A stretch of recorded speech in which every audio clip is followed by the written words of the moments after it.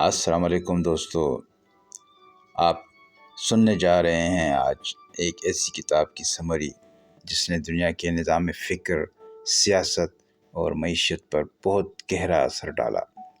اس کتاب کا نام ہے دا کمیونسٹ مینیفیسٹو، یعنی کمیونسٹ منشور، جو کارل مارکس اور فریڈرک اینگلز کی مشترکہ کاوش ہے۔ دوستو، یہ صرف ایک کتاب نہیں، ایک نظریہ ہے، ایک تحریک ہے، ایک اعلان بغاوت ہے۔ یہ کتاب پہلی مرتبہ 1848 میں شائع ہوئی اور یہ منشور کمیونسٹوں کا آج بھی بحث، تنقید اور تحریکوں کا مرکز بنا ہوا ہے۔ دوستو، 19ویں صدی کے یورپ کو اگر ہم غور سے دیکھیں تو ہمیں دکھائی دیتا ہے ایک ایسا وقت جب صنعتی انقلاب اپنے عروج پہ تھا۔ فیکٹریاں چل رہی تھیں، مشینیں بن رہی تھیں، سرمایہ دار امیر سے امیر ہو رہے تھے، لیکن دوسری طرف مزدور، کسان اور عام لوگ بدحال تھے۔ استحصال بڑھ رہا تھا۔ انہی حالات نے جنم دیا ایک انقلابی سوچ کو۔ یہ سوچ کارل مارکس اور اینگلز کے ذہنوں میں پروان چڑھی، اور اسی سوچ کا پہلا اظہار تھا دا کمیونسٹ مینیفیسٹو۔ کتاب کی شروعات ایک مشہور جملے سے ہوتی ہے: A spectre is hunting Europe, the spectre of communism۔ ایک بھوت یورپ کو ڈرا رہا ہے اور یہ بھوت ہے کمیونزم کا۔ یہ ایک علامتی انداز میں یہ بتاتا ہے کہ یورپ کے تمام حکمران طبقے، چاہے وہ بادشاہ ہوں، پوپ ہوں، جاگیردار ہوں یا سرمایہ دار، سب کمیونزم سے خوفزدہ ہیں۔ یہ منشور صرف تنقید نہیں کرتا بلکہ ایک مکمل راستہ دکھاتا ہے، ایک ایسے نظام جہاں دولت چند ہاتھوں میں نہیں رہتی اور انسان کا استحصال ختم ہو جاتا ہے۔ اس منشور کو لکھنے کا مقصد کیا تھا؟ مارکس اور اینگلز نے دنیا بھر کے مزدوروں کو ایک نعرہ دیا: workers of the world unite, دنیا کے محنت کشوں ایک ہو جاؤ۔ یہ صرف نعرہ نہیں تھا بلکہ ایک چیلنج تھا اس وقت کے سرمایہ دار نظام کو۔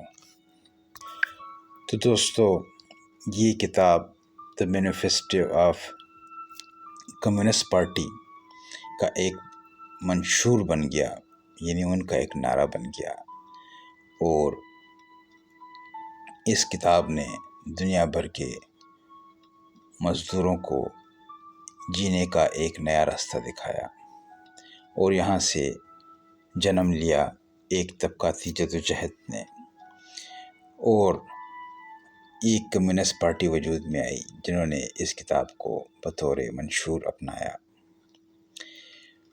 اور کمیونسٹ پارٹی کا منشور اپنے دل میں ایک بنیادی حقیقت کو رکھتا ہے: تاریخ کی تمام تر لکھی ہوئی داستان دراصل طبقاتی جدوجہد کی تاریخ ہے۔ کارل مارکس کے مطابق دنیا میں ہمیشہ دو طبقوں کے درمیان کشمکش رہی ہے، ایک وہ جو حکمرانی کرتا ہے، استحصالی طبقہ، اور دوسرا وہ جو کام کرتا ہے، محنت کش طبقہ۔ کبھی یہ تعلق آقا اور غلام کا ہوتا تھا، کبھی جاگیردار اور کسان کا، اور جدید دور میں بورژوا اور پرولتاریہ کا۔ دوستو، بورژوا وہ طبقہ ہے جو صنعت، زمین، سرمایہ اور دولت کا مالک ہے، اور پرولتاریہ وہ طبقہ ہے جو صرف اپنی محنت بیچ کر زندہ رہتا ہے۔ مارکس کہتا ہے کہ سرمایہ داری نے پوری دنیا کو ایک منڈی میں تبدیل کر دیا ہے۔ ہر چیز، انسانی تعلق، فن، اخلاق، سب منافع کی بھینٹ چڑھ چکے ہیں۔ انسان نہیں رہا، وہ ایک پرزہ بن گیا ہے، مشین کا۔ کارخانے میں مزدور سارا دن محنت کرتا ہے، لیکن پیداوار اور نفع سب سرمایہ دار کی جیب میں جاتا ہے۔ سرمایہ داری اپنے اندر ہی وہ بیج رکھتی ہے جو آخرکار اس کا خاتمہ کرے گی۔ مارکس کے مطابق جیسے جاگیرداری کو سرمایہ داری نے ختم کیا، ویسے ہی سرمایہ داری کو پرولتاریہ ختم کرے گا۔ کیوں؟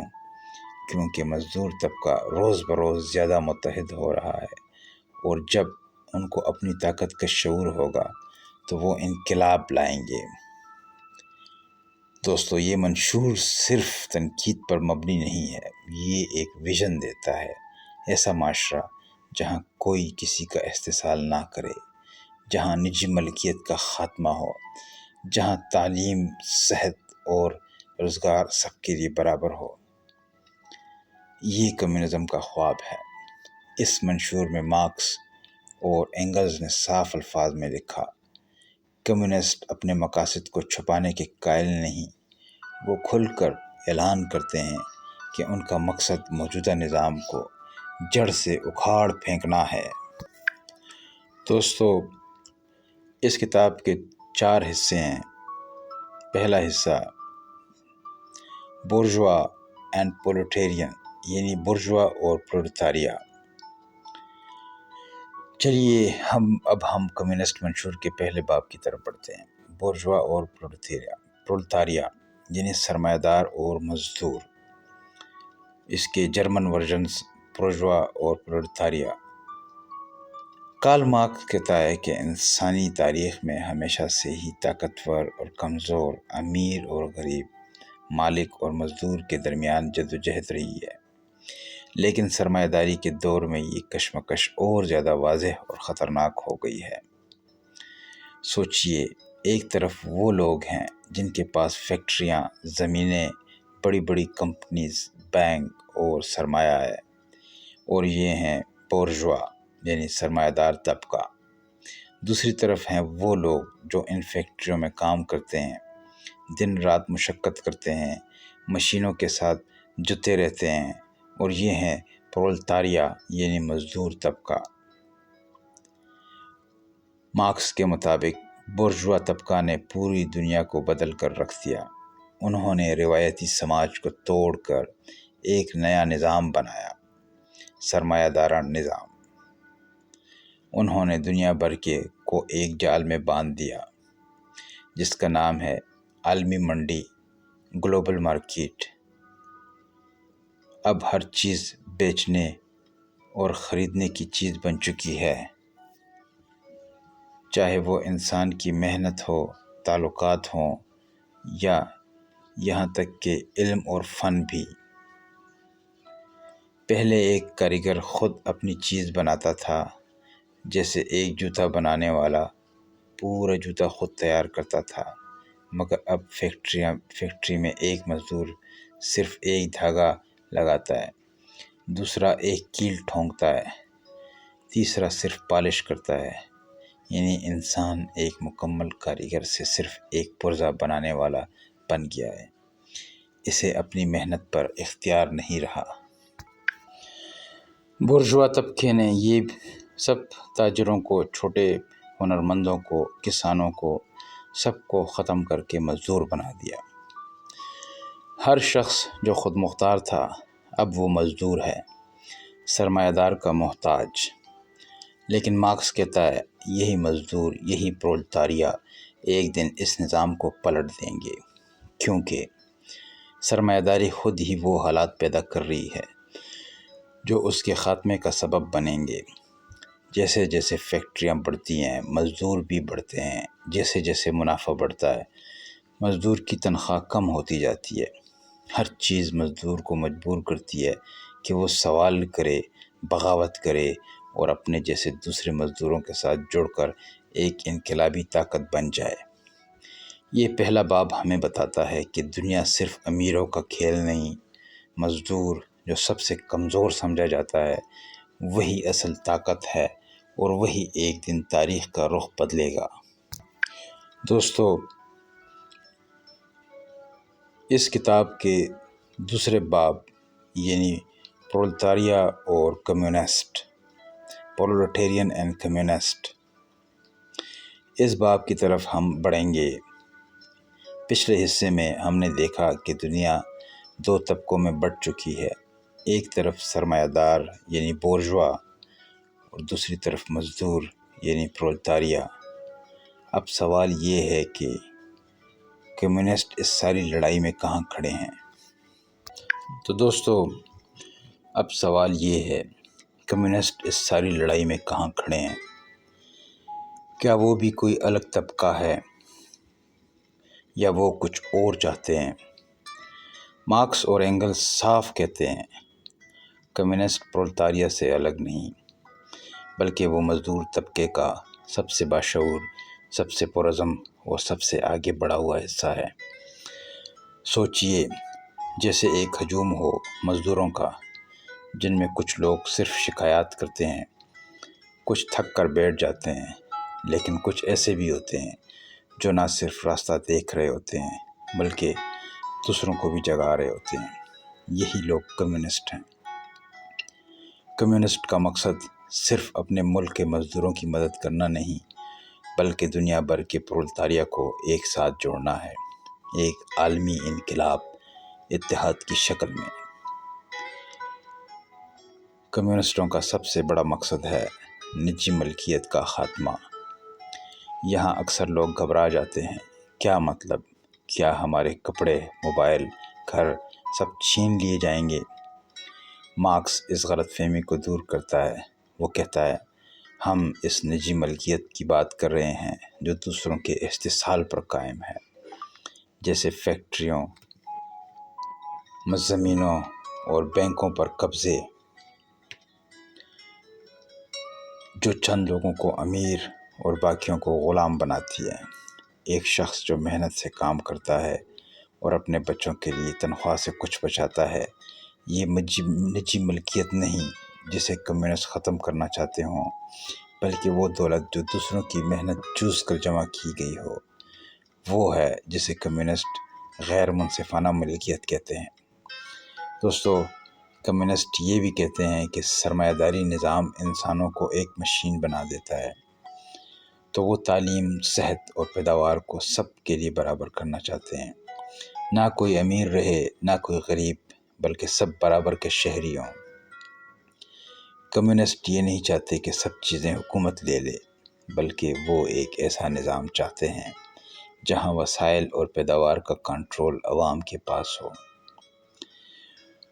دوستو، یہ باب ہمیں سکھاتا ہے کہ کمیونزم کوئی غصے کی آواز نہیں، بلکہ ایک باشعور سوچ ہے جو کہتی ہے، جب تک ہر انسان کو برابر کا حق نہ ملے، تب تک انسانیت آزاد نہیں ہو سکتی۔ تو دوستو، چیپٹر نمبر 3، جس کا نام socialist manifesto and communist literature ہے، اب ہم ایک ایسے باب کی طرف بڑھے ہیں جس میں مارکس اور اینگلز نے مختلف قسم کے سوشلسٹ نظریات پر بات کی ہے۔ یاد رکھیں، اس وقت یورپ میں بہت سی تحریکیں چل رہی تھیں جو خود کو سوشلسٹ کہتی تھیں، لیکن ہر ایک کا طریقہ، مقصد اور نظریہ الگ تھا۔ مارکس نے ان تمام اقسام کو 3 بڑے حصوں میں تقسیم کیا ہے۔ پہلا، نمبر 1، ری ایکشنری سوشلزم، یعنی رد عمل پسند سوشلزم۔ یہ وہ سوشلسٹ ہیں جو ماضی کو واپس لانا چاہتے ہیں۔ انہیں سرمایہ داری سے نفرت ہے، لیکن وہ اس کا حل آگے بڑھ کر نہیں بلکہ پیچھے ہٹ کر تلاش کرتے ہیں۔ اس کی کئی شاخیں ہیں، جیسے کہ جاگیردارانہ سوشلزم، فیوڈل سوشلزم۔ یہ وہ لوگ ہیں جو خود کبھی طاقتور جاگیردار تھے۔ جب سرمایہ دار طبقہ طاقت میں آیا تو ان جاگیرداروں کو خطرہ محسوس ہوا، تو انہوں نے مزدوروں کی ہمدردی کا لبادہ اوڑھ لیا، جسے وہ کہہ رہے ہوں، ہمیں غریبوں کی فکر ہے، سرمایہ دار تو ظالم ہے۔ لیکن مارکس کہتے ہیں کہ یہ محض دکھاوا ہے، ان کا مقصد صرف اپنی کھوئی ہوئی طاقت واپس لینا ہے، نہ کہ مزدوروں کو انصاف دلانا۔ اس کے علاوہ چھوٹے سرمایہ داروں کا سوشلزم، پیٹی بورژوا سوشلزم، یہ چھوٹے تاجر، دستکار اور کسان تھے جو سرمایہ داری سے تنگ تھے، کیونکہ بڑی فیکٹریاں اور مشینوں نے ان کا روزگار چھین لیا تھا۔ ان کا سوشلزم محض مخلص تو تھا، لیکن وہ ماضی کے چھوٹے کاروبار والے نظام کو واپس لانا چاہتے تھے جو عملی طور پر ممکن نہیں تھا۔ یعنی تیسرے نمبر پہ ہے جرمن سوشلزم یا سچا سوشلزم، ٹرو سوشلزم جس کو کہتے ہیں۔ یہ نظریہ جرمنی میں ابھرا جہاں فلسفیوں اور دانشوروں نے فرانسیسی انقلابی خیالات کو بہت زیادہ سوچ و بچار اور الفاظ کے گورکھ دندے میں بدل دیا۔ مارکس کہتا ہے یہ لوگ حقیقت سے دور صرف کتابوں میں سوشلزم کی بات کرتے تھے، نہ ان کا مزدور طبقے سے کوئی تعلق تھا اور نہ کوئی انہوں نے عملی قدم اٹھایا۔ اس کے علاوہ قدامت پسند یا سرمایہ دارانہ سوشلزم یعنی کنزرویٹو اور برجوا سوشلزم، یہ سب سے حیران کن قسم ہے۔ یہ وہ سرمایہ دار لوگ تھے جو کہتے تھے ہم غریبوں کی مدد کرنا چاہتے ہیں، مزدوروں کے حالات بہتر بنانا چاہتے ہیں، لیکن در حقیقت وہ سرمایہ داری کو بچانا چاہتے تھے۔ جیسے کہ کوئی امیر شخص کہے مزدوروں کو صحت کی سہولت دیں، تعلیم دیں، تنخواہ تھوڑی بڑھا دیں، لیکن وہ کبھی نہیں چاہیں گے کہ مزدور انہیں چیلنج کرے یا ان کے برابر ہو جائے۔ مارکس کہتا ہے یہ مدد نہیں بلکہ استحصال کو خوبصورت بنانے کی کوشش ہے۔ تو دوستو، جو اگلی قسم ہے وہ ہے خیالی سوشلزم یعنی یوٹوپین سوشلزم اور تنقیدی سوشلزم۔ یہ سوشلسٹ نظریات سب سے پہلے آئے تھے جب مزدور طبقہ اب منظم نہیں ہوا تھا۔ ان سوشلسٹوں میں خلوص تھا، نیت اچھی تھی، لیکن وہ سائنس کی بجائے خوابوں اور خیالی منصوبوں پر یقین رکھتے تھے۔ کوئی کہتا تھا ایک خوبصورت بستی بنائیں جہاں سب برابر ہوں، کوئی امیر نہ ہو، سب کچھ مشترک ہو، لیکن کیسے، کب اور کس طرح اس کا کوئی واضح منصوبہ نہیں تھا۔ مارکس ان کا احترام تو کرتا ہے، لیکن کہتا ہے اب وقت آ گیا ہے ہم خوابوں سے نکل کر عملی سائنسی کمیونزم کی طرف آئیں، جہاں نظریہ، تاریخ اور جدوجہد آپس میں جڑے ہوں۔ یہ باب ہمیں سکھاتا ہے کہ ہر سوشلسٹ تحریک ایک جیسی نہیں ہوتی، صرف کچھ باتیں کرتی ہے، کچھ ماضی کو لوٹانا چاہتی ہے اور کچھ واقعی ایک نیا اور منصفانہ مستقبل بنانا چاہتی ہیں۔ تو اب دوستو، ہم اس کتاب کے آخری حصے chapter 4 position of the communist in relation to the various existing opposition parties یعنی موجودہ حزب اختلاف کی جماعتوں سے کمیونسٹوں کا تعلق۔ تو دوستو، ہم اب پہنچے ہیں کمیونسٹ منشور کے آخری باب پر۔ یہاں مارکس اور اینگلز ایک اہم سوال کا جواب دیتے ہیں، کمیونسٹ دنیا کی دوسری انقلابی یا حزب اختلاف جماعتوں کے ساتھ کیسے کھڑی ہوتی ہیں، کیونکہ اس وقت یورپ میں کئی ایسی پارٹیاں اور گروہ تھے جو موجودہ بادشاہت، جاگیرداری یا سرمایہ داری کے خلاف تھے۔ تو سوال یہ تھا کہ کمیونسٹ ان کے ساتھ ہیں یا نہیں۔ مارکس کہتے ہیں کمیونسٹ ہر اس تحریک کا ساتھ دیتے ہیں جو موجودہ ظالمانہ نظام کے خلاف ہو، مگر صرف اس حد تک جہاں تک وہ تحریک مزدوروں کی آزادی کی طرف بڑھتی ہو۔ اگر جرمنی میں کوئی گروہ جاگیرداروں کے خلاف آواز اٹھا رہا ہے تو کمیونسٹ ان کا ساتھ دیں گے، لیکن وہ ساتھ صرف اس لیے نہیں دیں گے کہ وہ جاگیرداروں کے خلاف ہیں، بلکہ اس لیے کہ ان کا مقصد مزدور طبقے کو آزاد کروانا ہے۔ کمیونسٹوں کا مقصد صرف طاقت کی تبدیلی نہیں بلکہ سوچ کی بنیادی تبدیلی ہے، جہاں استحصال کا خاتمہ ہو۔ کمیونسٹ کسی مخصوص قوم، زبان یا نسل کی قید میں نہیں ہیں۔ ان کا نعرہ ہے مزدوروں کا کوئی وطن نہیں ہوتا، وہ جہاں کہیں بھی ہوں، ہر قوم، ہر ملک کے پرولتاریہ کو ایک دوسرے سے جوڑنا چاہتے ہیں۔ مارکس کہتا ہے تمام ملکوں کے محنت کشوں ایک ہو جاؤ، اور یہ سادہ جملہ نہیں، یہ ایک عالمی اعلان ہے، ایک دعوت ہے دنیا کے ہر مزدور کے لیے کہ وہ اپنی حالت زار کو قبول نہ کرے بلکہ اس کو بدلنے کے لیے اٹھ کھڑا ہو۔ تو دوستو، یہ باب ہمیں بتاتا ہے کہ کمیونزم کوئی الگ تلگ سوچ نہیں، بلکہ وہ ہر اس تحریک کے ساتھ جڑنے کو تیار ہے جو انصاف، برابری اور آزادی کی طرف بڑھتی ہو، لیکن ساتھ ہی وہ یہ بھی واضح کرتے ہیں کہ کمیونسٹوں کا اصل مقصد طبقاتی نظام کا خاتمہ ہے، نہ کہ صرف کسی حکمران کو گرا کر دوسرے کو لانا۔ تو دوستو، آپ نے ابھی سنا دنیا کی سب سے انقلابی کتابوں میں سے ایک کتاب کمیونسٹ مینیفیسٹو۔ یہ صرف ایک کتاب نہیں تھی بلکہ ایک چنگاری تھی جو تاریخ کے اندھیروں میں مزدوروں کے ہاتھ میں مشعل بن کر ابھری۔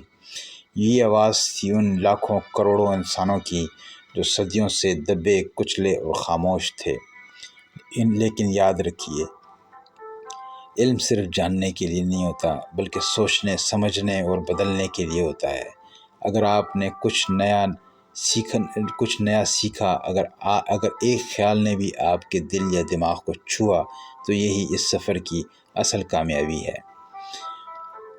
اب آپ سے ایک چھوٹی سی گزارش ہے، اگر آپ چاہتے ہیں کہ ایسی مزید بامعنی اور علمی ویڈیوز آپ تک پہنچتی رہیں تو لائک کریں، سبسکرائب کریں اور بیل آئیکن ضرور دبائیں تاکہ آپ علم کی روشنی سے ہمیشہ جڑے رہیں۔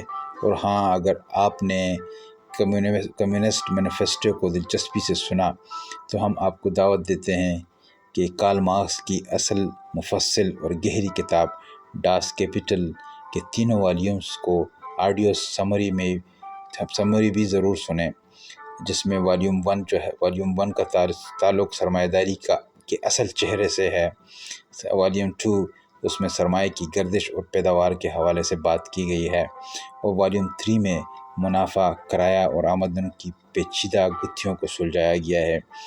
یہ کتابیں آپ کے شعور کو اگلے درجے تک لے جائیں گی۔ تو دوستو، سوچ بدل جائے تو زمانے بدلتے ہیں، اور تبدیلی کی پہلی سیڑھی علم ہے۔ اللہ حافظ۔ علم کے سفر میں ہم جلد پھر سے ملاقات کریں گے۔